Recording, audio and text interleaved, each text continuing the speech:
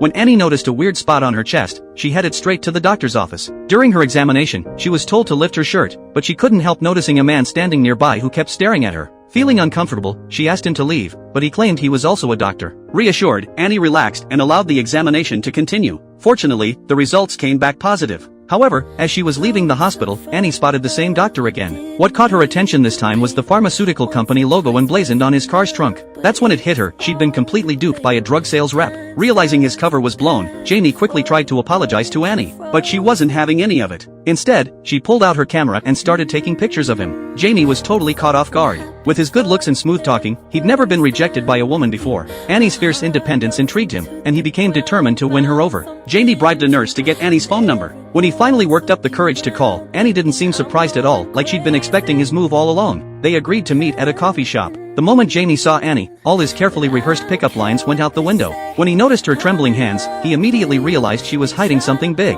It turned out Annie had Parkinson's disease. She told Jamie that every boyfriend before him had bailed once they learned about her condition. All those broken promises had left her completely disillusioned with the idea of lasting love. So they made a deal, they'd keep things purely physical, no emotional attachments. This arrangement was exactly what Jamie thought he wanted, but he didn't realize how dependent on Annie he was becoming. He found himself reaching out to her constantly, unable to control himself. When Annie sensed that Jamie was catching real feelings, she abruptly cut off contact. The chains of her disease had already imprisoned her, and her condition was getting worse. Even opening a bottle cap had become a struggle. To avoid Jamie, Annie planned to skip town. But Jamie was relentless, camping out at the bus station every single night, sleeping in his car just waiting for her return. 3 months later, when Annie's bus pulled into the small town, she was shocked to find Jamie still there waiting for her. Little did Annie know that Jamie's arrival was about to change her life forever.